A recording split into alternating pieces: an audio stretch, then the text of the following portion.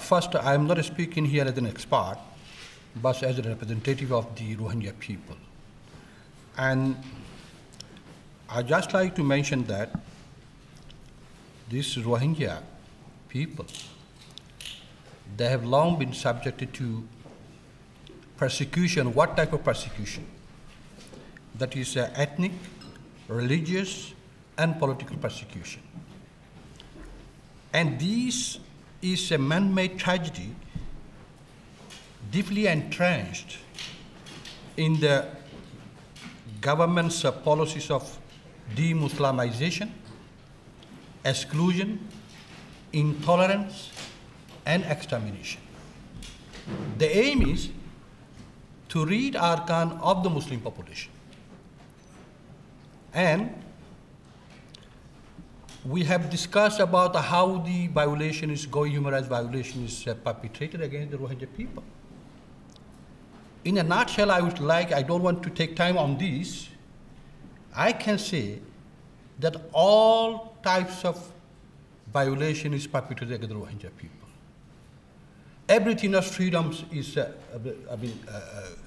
what's called restricted on the Rohingya people. From marriage, education, to persecution, expulsion from the country, mass murder, or rape, all has been going. These are the human rights violations which are discussed by the United Nations, which draw the attention of the Council. Due to this long persecution for about more than 5 decades, about 1.6 million of the Rohingya people are in diaspora, mainly in Bangladesh, Pakistan, Saudi Arabia, and UAE, in Thailand, India as well, in Thailand and Malaysia, and the other countries of the world. Out of their more than 3 million populations. And denied citizenship in Burma and unwanted in Bangladesh and elsewhere, these people become desperate and to risk death on sea since 2008. And it has been increased now, where on their voyage, journey towards Malaysia and other countries, in search of shelter, in search of safe shelter, many people have drawn, and scores of others were detained and in countries or rescued in countries within the region. From 2000, while these people are living in under subhuman condition for more than 5 decades, recently in 2012, an organized massacre occurred and reoccurred against these people from June 2012, and as a resultantly, and even it continues, it's still ongoing. The last we have witnessed this in January, this year in January, in Ducharata massacre, killing about 80 people. Even the UN has confirmed that 848 people were killed. In our record, it said that more than around 100 people. We have this record of that. So, because of these violations and the deadly violations and the massacres, at least 3,000 to 5,000 people were killed or have drawn or missing. And about 150,000 people become displaced, and they are living in a squalid condition, in a apartheid-like camp, IDPs camp, where there is no facility available as to their food, shelter, and the medication. And above all, even those who are helping them, either NGOs and even United Nations agencies, they were attacked by the Arakan mobs. I should say the extremist Arakan Buddhist mobs. So what to do? And then forcing them to leave Arakan. By this, that the situation is such that every day in villages, under siege and the displacement camp, people are dying. And today, the word Rohingya is blacklisted and unmentionable in Burma. They are excluded from the current recent UN-sponsored census, the first in 31 years, for not accepting the government's sinister plan to register them as Bengali, a term that implies that they are illegal immigrants from Bangladesh. The popular slogan in the country today is Arakan and Buddhist Rakhines are synonymous, and Muslims or Rohingya have nothing to do in Burma. This is the slogan. That is a popular slogan. They insult the religion of Islam, comparing it with the animal doctrine. And in a state of giving protection, the head of the state, President Thein Sein himself, said that the only solution of these people's problem is to expel them from the country and to resettle them in the third country. And for this, he is asking help from the United Nations. And as to the opposition leader, Aung San Suu Kyi, we had a very high expectation on her.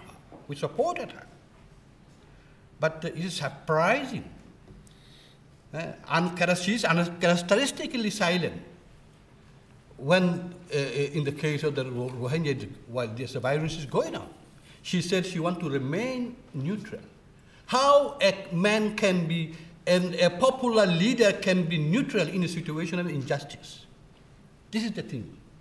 So, even that's why even groups of people were organized to take to the street, demanding Rohingya expulsion in Burma.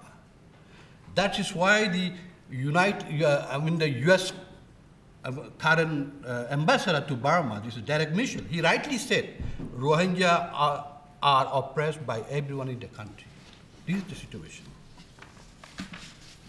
And the imposition of measures to prevent birth within ethnic Rohingyas, their expulsion from the homeland, and systematic deprivation of their fundamental human rights and freedom, including their Burmese citizenship, while subjecting them to institutionalized persecution, forcing them to live in subhuman conditions, both inside and outside the country, indicate regime's intention to wipe out this minority community from Arakan. This is very clear. Based on the circumstances of crimes against humanity and the ethnic cleansing against Rohingya, with a few factual events mentioned above, and drawing on the UN Genocide Convention of 1948, it is a case of genocide, but carrying on slowly, possibly to evade international condemnation or persecution. According to Professor Gyori H. Staton, the president of the Genocide Watch, I met him in December. We were together in a university. So the Rohingya peoples are victims of 8 stages of genocide: classification, symbolization, dehumanization, organization, polarization, preparation, and extermination and denial. International response is that although many United Nations and many countries has urged the Burmese government to stop violation against the Rohingyas and to address the root cause of their problem and to grant their citizenship and to treat them fairly, but nothing still, this has not been translated into effective action aimed at holding the President Thein Sein administration accountable for the atrocity crimes.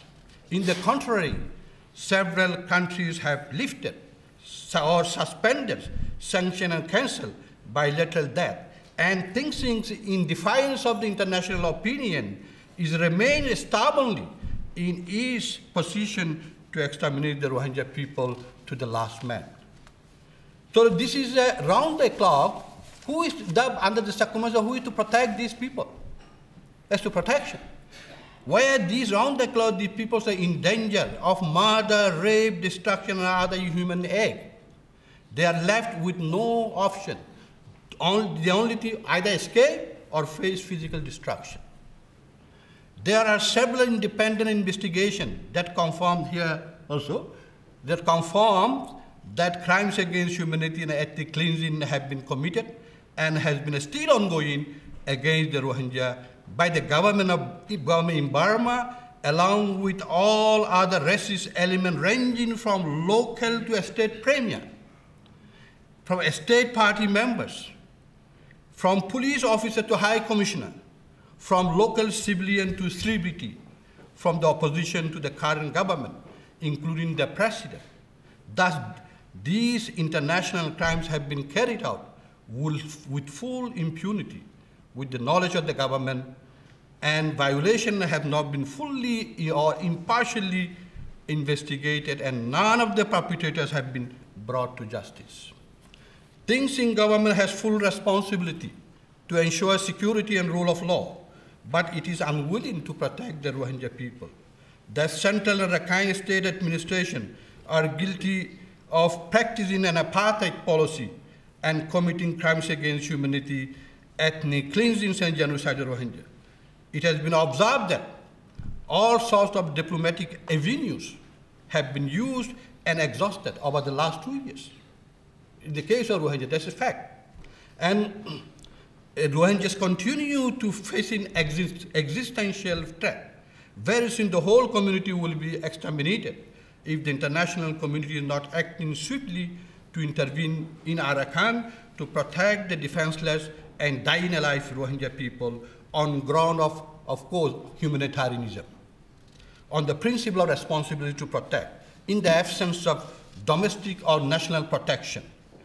It is imperative for the international community to act. In conclusion, as a Rohingya representative, I would like to plead from this, the platform to the international community, to you, to put an end to this barbarism and let the world body stand for no more genocide and prove that nations of the world can really stop mass killing and atrocity. Thank you.